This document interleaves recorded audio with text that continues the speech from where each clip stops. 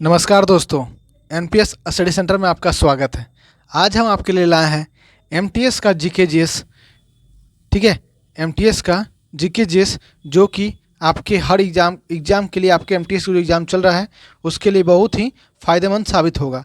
साथ ही साथ आप एक बात और ध्यान दें कि एनटीपीसी, एएलपी टेक्नीशियन, एनटीपीसी का जीके जीएस और मैथ भी आपको, ठीक है, इस चैनल पर ही प्रोवाइड कराया दिया जा रहा है। साथ ही साथ आपको एएलपी और टेक्नीशियन का साइंस भी जो है प्रोवाइड कराया जा रहा है। और हाँ, रोज़ सुबह सुबह जो है आपको करेंट अफेयर भी प्रोवाइड कराया जा रहा है। अगर अच्छा लगा हो तो अपने इस चैनल को लाइक, सब्सक्राइब और कमेंट जरूर करें। ठीक है, साथ ही साथ अगर अभी आप तक टेलीग्राम चैनल से जुड़े नहीं हैं तो जुड़ जाएँ।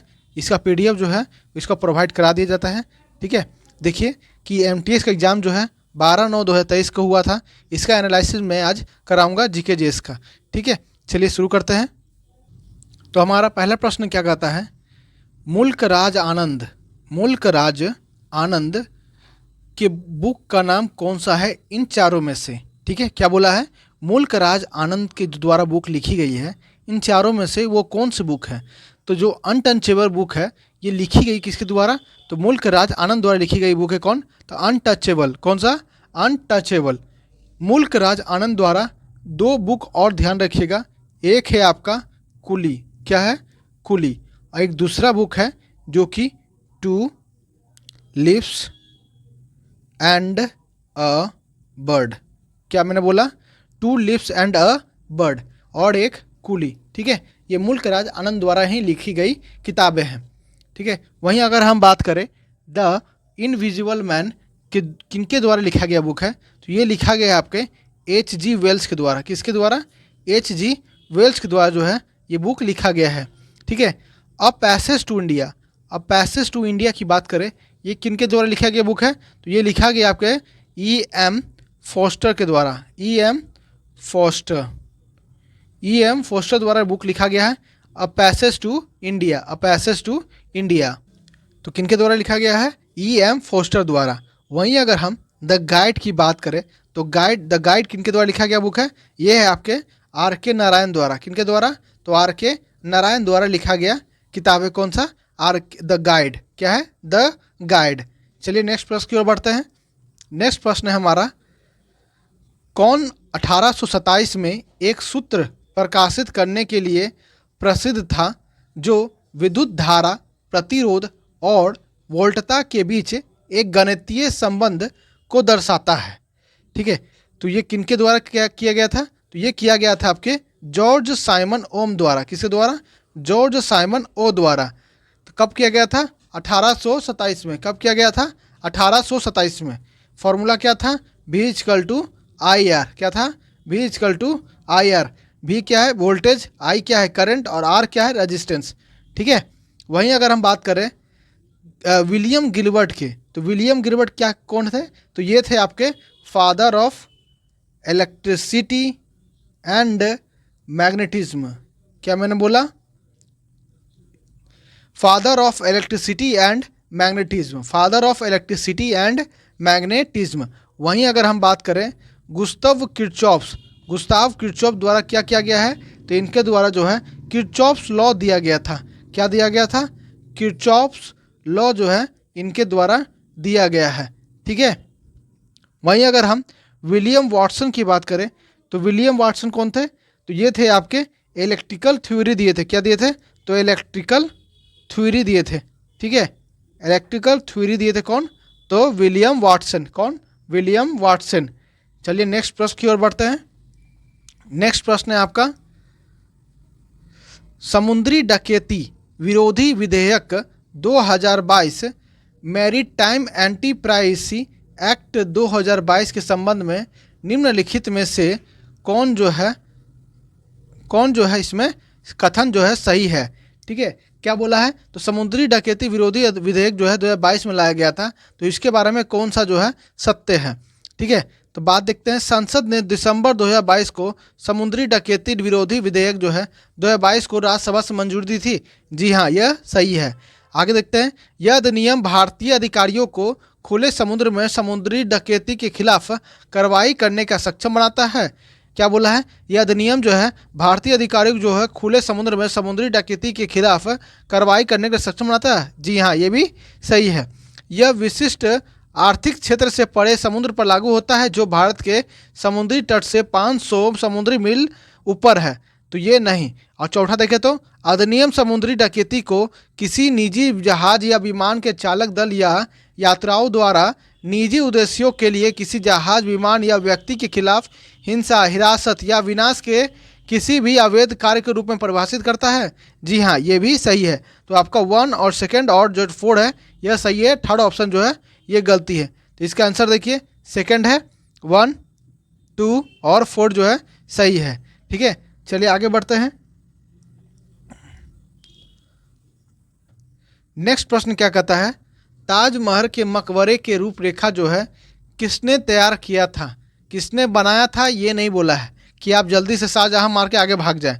ठीक है, क्या बोला है कि ताजमहल मकबरे का रूपरेखा किसने तैयार किया था। तो तैयार किया था आपके किसने, तो उस्ताद अहमद लाहौरी ने। किसने किया था, तो उस्ताद अहमद लाहौरी ने किया था। हाँ, अब देखिए इसे बनवाया कौन था, तो शाहजहां ने बनवाया था। किसने बनवाया था, शाहजहां ने बनवाया था। किसकी याद में, तो मुमताज़ की याद में। अब मुमताज़ जो थी इसकी तीसरी पत्नी थी। किससे, तो तीसरी पत्नी थी। ठीक है, तो किसके याद में, तो मुमताज़ के याद में। कब से कब तक बना, ये 1632 में शुरू किया गया था। कब, 1632 में। ख़त्म हुआ ये 1653 तक। कब तक ख़त्म हुआ, तो 1653 तक ये जो है बनकर रेडी हो चुका था। अगर हम बात कर रहे हैं शाहजहां के, तो शाहजहां द्वारा और भी जो है बहुत सारे जो है निर्माण किए गए थे। ठीक है, तो वो कौन कौन थे, एक आपके जो है लाल किला फेमस है। ठीक है, एक है आपका जामा मस्जिद दिल्ली वाले, जामा मस्जिद जो है दिल्ली वाले वो फेमस है। इसके अलावा मोती मस्जिद, कौन से, तो मोती मस्जिद जो है ये किसके द्वारा किए गए थे, तो ये किए गए थे शाहजहां द्वारा। किसके द्वारा, तो शाहजहां द्वारा। चलिए नेक्स्ट प्रश्न देखते हैं। नेक्स्ट प्रश्न है आपका, जेठ प्रवाह किसका एक विशेष रूप है। क्या बोला है, जेठ प्रवाह जो है किसका एक रूप है। पहली बात जेठ प्रवाह की बात समझिएगा। जेठ प्रवाह होता क्या है, जेठ प्रवाह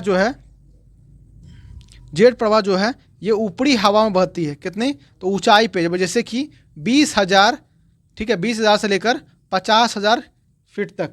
कितना, 20,000 से लेकर 50,000 फीट तक ऊपर बहती है। और स्पीड कितनी रहती है, करीब करीब तो 300 किलोमीटर प्रति आवर। कितना, तो 300 किलोमीटर प्रति आवर। इसे क्या कहते हैं, तो भूवी क्षेपी पवने। क्या कहते हैं, भूवी क्षेपी पवने।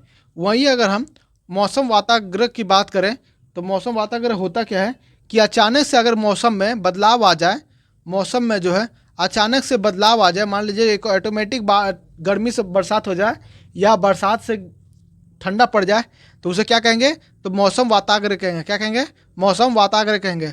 वायुमंडलीय प्रदूषण क्या होता है, वायुमंडलीय प्रदूषण में क्या होता है कि जैसे कि हम लोग जो है आप साउंड नॉइज करते हैं। ठीक है, वाटर पॉल्यूशन हो गया आपका। ठीक है, और कौन सा, भूमि पॉल्यूशन हो गया आपका। ठीक है, और हो गया वायु प्रदूषण हो गया आपका। ठीक है, तो ये सब प्रदूषण जो है हानिकारक पदार्थ है जो कि वाहन द्वारा भी आते हैं, आपके घरेलू यूज से भी आते हैं, ज्वालामुखी द्वारा भी आते हैं।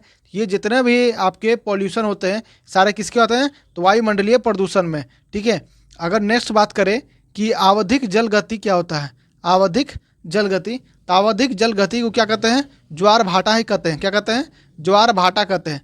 अब ज्वार भाटा क्या होता है ये समझिएगा। जब आप देखते होंगे समुद्र के किनारे रात में कि देखते होंगे आप, लहरें कभी कभी तेज़ी से ऊपर नीचे करने लगती है या कभी कभी शांत हो जाती है, तो किसके द्वारा होता है, ये मून के द्वारा होता है। किसके द्वारा होता है, तो मून के द्वारा होता है। ठीक है, जब पृथ्वी घूमती है उसके द्वारा भी होती है। किसके द्वारा, तो पृथ्वी भी घूमती है तभी उसके द्वारा भी होता है। ठीक है, तो इसकी धाराएं और तरंगे जो है बदलती रहती हैं, तो उसे क्या कहते हैं, आवधिक जल गति। क्या कहते हैं, आवधिक जल गति। नेक्स्ट देखते हैं प्रश्न की ओर।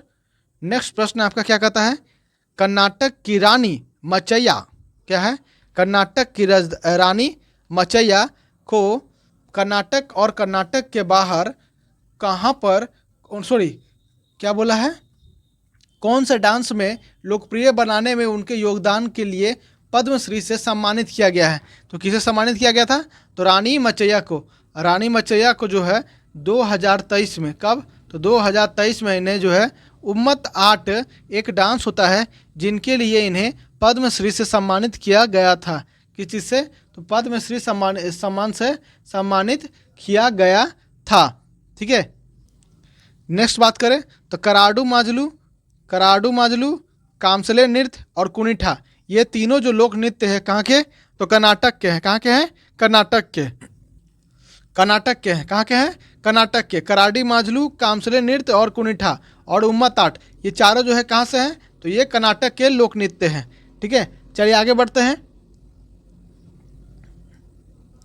नेक्स्ट प्रश्न है आपका, विश्व का सबसे बड़ा ऊंट मेला जो है निम्नलिखित में से किस शहर में आयोजित किया जाता है? क्या बोला है कि विश्व का सबसे बड़ा ऊंट मेला जो है ये आपके कहाँ आयोजित किया जाता है? तो ये आपके राजस्थान में आयोजित किया जाता है। कहाँ पे?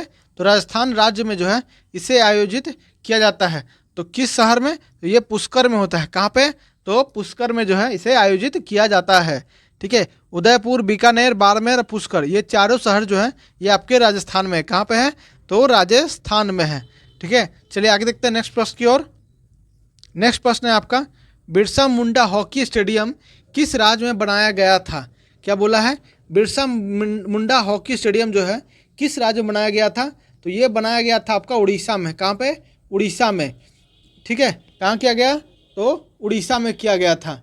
इसकी जो सीट की संख्या है वह करीब 20,011 है। कितना है? 20,011 है, जो कि पूरी दुनिया में हॉकी के स्टेडियम के लिए सबसे ज़्यादा दर्शक इसमें बैठ सकते हैं। रिकॉर्ड है वो भी। ठीक है, और जो है हॉकी कब किया गया था? तो 2023 में। कब? तो 2023 में किया गया था। ठीक है, कब किया गया था? तो 2023 में किया गया था। ठीक है, कहाँ? 2023 के हॉकी जब मैच हुआ था उड़ीसा में, तो उसी के लिए जो इसे बनाया गया था। ठीक है, नेक्स्ट देखें, गुजरात की बात करें तो गुजरात में फेमस कौन से हैं आपके स्टेडियम? तो वह है आपके नरेंद्र मोदी स्टेडियम। कौन से? तो नरेंद्र मोदी स्टेडियम जो है फेमस है कहाँ के? तो गुजरात के। महाराष्ट्र के कौन सा है? तो वानखेड़े स्टेडियम। कौन सा फेमस है? वानखेड़े स्टेडियम। झारखंड की बात करें तो कौन सा है? जयपाल सिंह स्टेडियम। क्या है? जयपाल सिंह स्टेडियम। ठीक है, चलिए नेक्स्ट प्रश्न की ओर बढ़ते हैं। नेक्स्ट प्रश्न है आपका, निम्नलिखित में से कौन सी पहाड़ियाँ जो है पूर्वांचल में स्थित है? क्या बोला है? कौन सी पहाड़ियाँ जो है पूर्वांचल में स्थित है, मतलब सबसे ज़्यादा पूर्वी में स्थित है? तो कौन सा है? तो वो है आपका मिजो पहाड़ी और नागा पहाड़ी। कहाँ? तो मिजो पहाड़ी और नागा पहाड़ी। मिजो पहाड़ी कहाँ है? मिजोरम है। नागा पहाड़ी कहाँ है? तो ये आपका पड़ता है नागालैंड में। कहाँ पे? तो नागालैंड में पाता है। ठीक है, देखिएगा आप जो लास्ट के जो इस तरह के मैप होते हैं,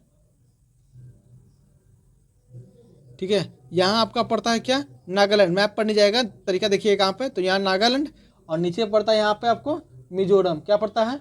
तो मिजोरम पड़ता है। ठीक है, खासी और जयंतिया, मिजो और नागा कहाँ है? नागालैंड में ही आपका। कहाँ पे? नागालैंड में। खासी और जयंतिया पहाड़ियाँ कहाँ है? तो आपका मेघालय में है। कहाँ पे है? गारो खासी जयंतिया। देखिए, पहले गारो, फिर खासी, फिर जयंतिया, ये तीनों पहाड़ी कहाँ है? तो असम में। कहाँ पे? असम में। अनाई मुड़ी और डोटा बेटा कहाँ है? तो अनाई मुड़ी और डोटा बेटा जो है तमिलनाडु में है। कहाँ पे? तो तमिलनाडु में। दक्षिण भारत की सबसे बड़ी चोटी कौन सी है? तो अनाई मुड़ी। कौन सी? अनाई मुड़ी। सेवड़ाई की पहाड़ियाँ और जावोड़ी की पहाड़ियाँ, ये कहाँ स्थित है? तो ये स्थित है आपका कहाँ? तमिलनाडु में। कहाँ स्थित है? तमिलनाडु में स्थित है, सेवड़ाई की पहाड़ियाँ और जावोड़ी की पहाड़ियाँ। ठीक है, चलिए नेक्स्ट देखते हैं अगले प्रश्न की ओर। नेक्स्ट प्रश्न क्या कहता है, निम्नलिखित में से किस देश ने मार्च 2023 में तीसरी बार IBA महिला विश्व मुक्केबाज championship, women's world boxing championship की मेजबानी की है? तो किसने किया है? तो भारत ने किया है। किसने किया है? तो भारत ने किया है। ठीक है, और इसमें जो है या इसमें जो है भारत टॉप पर ही था। इसमें जो है भारत जो है टॉप पर ही था। वुमेंस वर्ल्ड बॉक्सिंग चैंपियनशिप में भारत जो है टॉप पर था। ठीक है, कितने मतलब 28 राज्य और 8 केंद्र शासित राज्य जो है इसमें पार्टिसिपेट किए थे। ठीक है, वहीं अगर हम 2023 की कहाँ आयोजन हुआ था, तो ये आपका हुआ था कहाँ पे? तो गोवा में हुआ था। कहाँ पे हुआ था? तो गोवा में हुआ था। कहाँ पे? गोवा में हुआ था। नहीं, गलती हो गया। भारत में आयोजित हुआ था सिर्फ ना, माफ़ कीजिएगा, गोवा में आयोजित नहीं हुआ था। ठीक है, चलिए आगे देखते हैं नेक्स्ट में। नेक्स्ट है आपका नीला हरा शैवाल एनाबीना एनाबीना मीठे पानी के फर्म एजोला में पत्तियां भी रहती हैं जो निम्नलिखित में से किसका संबंध बनाती है? तो वो है आपके सहजीविका। किसके? तो सहजीविका। किसके? सहजीविका। ठीक है, चलिए नेक्स्ट प्रश्न की ओर बढ़ते हैं। नेक्स्ट प्रश्न है आपका, निम्नलिखित में से किस राज्य ने भारत के 36वें राष्ट्रीय खेलों की मेजबानी की है? तो किसने किया है? तो गुजरात ने किया था। 36वें राष्ट्रीय खेल की मेजबानी किसने किया था? गुजरात में। और ये कब हुआ था? ये आपका 2022 में हुआ था। कब हुआ था? तो 2022 में हुआ था। ठीक है, और 2023 में कहाँ हुआ था? तो ये आपका जो है गोवा में हुआ था। कहाँ हुआ था? गोवा में हुआ था। कहाँ हुआ था? तो गोवा में हुआ था। ठीक है, चलिए नेक्स्ट बढ़ते हैं। नेक्स्ट प्रश्न क्या कहता है हमारा, मिडनाइट चिल्ड्रंस निम्नलिखित में से किस लेखक का उपन्यास है? क्या लिखा है? मिडनाइट चिल्ड्रन निम्नलिखित में से किस लेखक का उपन्यास है? तो ये है आपका किसका? सलमान रुश्दी का। किसका है? तो सलमान रुश्दी का है। किसका है? तो सलमान रुश्दी का। वहीं अगर हम सलमान रुश्दी की और भी बुक के बारे में बात करें तो इनकी बुक और कौन फेमस है? तो ये है आपके द सैटैनिक वर्सेस। कौन सा? The सैटैनिक versus. नेक्स्ट देखिएगा कौन सा है? हारून एंड द सी स्टोरीज। इसे जो है रिलीज, मतलब ये किसके द्वारा है रिलीज किया गया है? तो ये सलमान रश्दी द्वारा है। वहीं अगर हम यहाँ चेतन भगत की बात करें तो चेतन भगत की कौन सी बुक फेमस है? तो बहुत सी इनके बुक जो है बहुत ही फेमस है। उनमें से है आपका 5.Someone, 5.Someone, हाफ गर्लफ्रेंड किसके द्वारा लिखा गया है? तो चेतन भगत द्वारा। विक्रम सेठ द्वारा बुक कौन सा है? The golden gate, the golden gate. और दूसरा है आपका एस्यूटेबल ब्लू। क्या है? A suitable blue. ठीक है, अगला है आपका कौन? तो जैन ऑस्टिन। जैन ऑस्टिन जो है आपके बुक का नाम क्या है? तो इनका बुक का नाम है आपका प्राइड एंड प्रीजुडाइस। एक लास्ट है आपका ईमा। ये सारे जो हैं आपके जैन ऑस्टिन से हैं। किससे? तो जैन ऑस्टिन के बुक है। चलिए आगे बढ़ते हैं। नेक्स्ट प्रश्न कहता है, एक व्यावसायिक बैंक का प्राथमिक कार्य क्या होता है? देखिए, जब आप कभी भी कर्जा लेते हैं तो प्राथमिक बैंक जो होती हैं, मतलब बैंक होती है व्यावसायिक बैंक, उसका पहला कार्य क्या होता है कि वह जो है आपको ऋण देगा और जो है आप जो उनको जमा कीजिएगा कोई चीज़ ताकि वो बाद में काम आए, तो वो जो है जमा को स्वीकारेगा भी। ठीक है, तभी तो वो आपको जो है ऋण देगा, पैसा देगा, ताकि आप जो है क्या बोलते हैं बिजनेस में पैसे लगा सके। ठीक ना। और नेक्स्ट कार्य क्या करता है? सेकंड कार्य। तो सेकंड कार्य करता है, ये करता है कि सुरक्षा भंडार, विदेशी मुद्रा भंडार, विनिमय और विभिन्न सेवाओं को जो है ये लागू करता है। कौन? तो सेकंड कार्य होता है किसका? तो बैंक का होता है। ठीक है, चलिए आगे देखते हैं।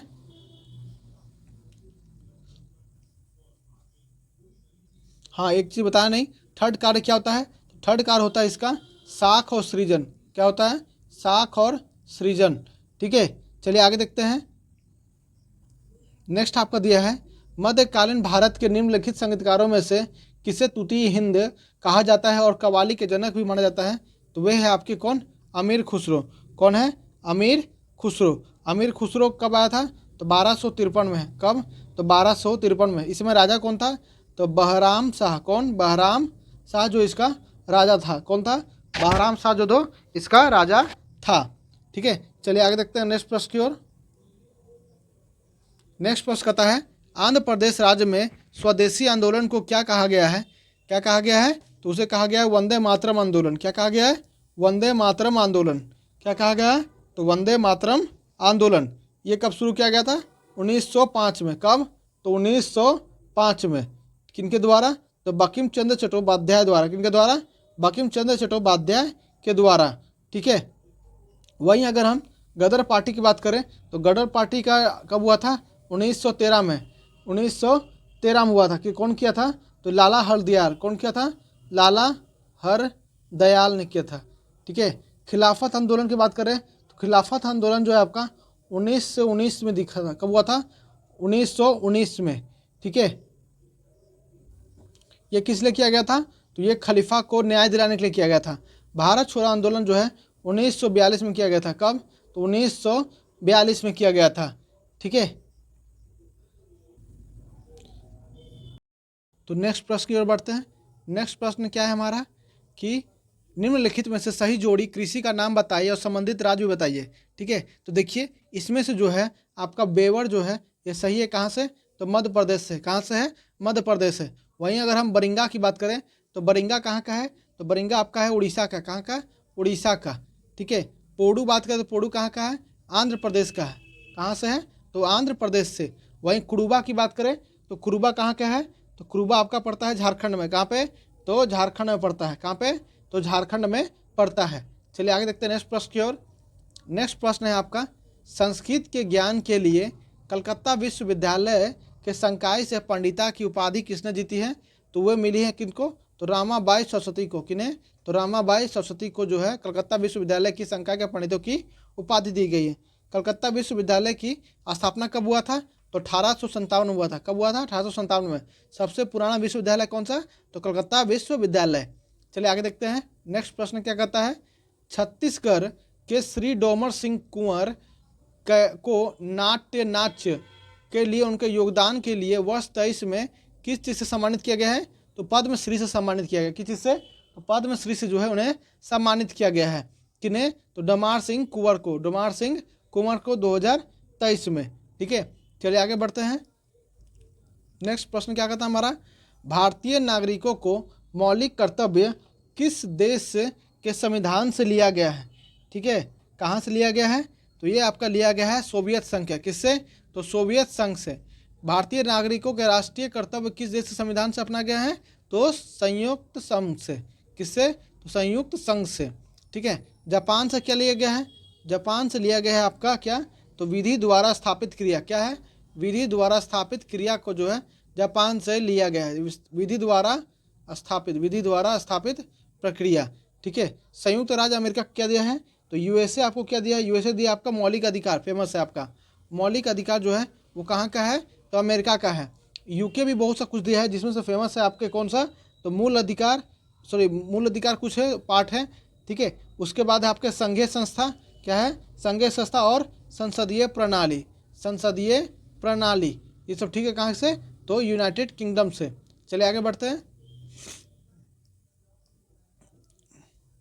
नेक्स्ट प्रश्न है आपका, कौन सी जगह से बल्ती नृत्य विशिष्ट है, क्योंकि बल्ती भाषा में इसकी पोशाक, संगीत और गीत है। यह नृत्य केवल दुर्लभ अवसरों पर ही किया जाता है, जैसे दावतें या उत्सव। तो ये लद्दाख का क्या है, बल्ती नृत्य। कहाँ का है, तो लद्दाख का। ठीक है, वहीं अगर हम उत्तराखंड की बात करें तो उत्तराखंड में कौन सा फेमस है, नेक्स्ट कहाँ से है, तो उत्तराखंड से। उत्तराखंड के कौन कौन सा है, तो उत्तराखंड में आपका है छौ, कौन सा है, तो छो, एक है आपका झोला,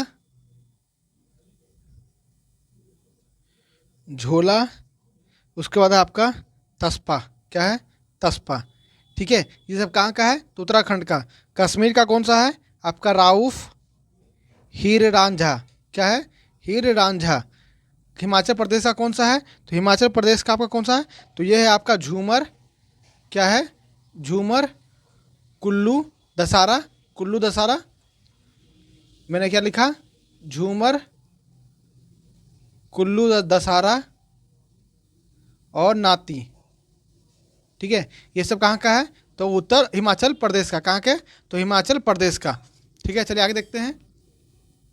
नेक्स्ट प्रश्न है आपका, राज्य विधानमंडल के किसी भी सदन के सदस्य हुए बिना कोई व्यक्ति कितने समय तक जो है मंत्री बना रह सकता है। देखिए, अगर किसी को मंत्री बनाया जाता है तो वो तब तक ही मंत्री बना रह सकता है तब तक वो जो है अपना सदस्य ना ले ले, विधानसभा का जो है सदस्यता ना ले ले। तो ये समय कब तक दिया गया है, तो ये समय दिया गया है टोटल 6 महीने के लिए। 6 महीने के अंदर आपको जो है विधान सभा के जो है सदस्यता ले लेनी होगी। अगर आप सदस्यता नहीं लेते हैं 6 महीने के अंदर में, तो आपको जो है उस पद से हटा दिया जाता है। किस पद से, तो मंत्री पद से। ठीक है, चलिए नेक्स्ट प्रश्न की ओर देखते हैं।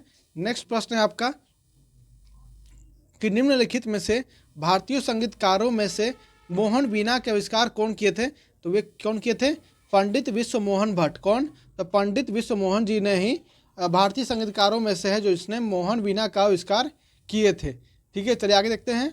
नेक्स्ट प्रश्न है आपका, निम्नलिखित में से कौन सा सरकारी बजट में राजस्व प्राप्ति का उदाहरण है।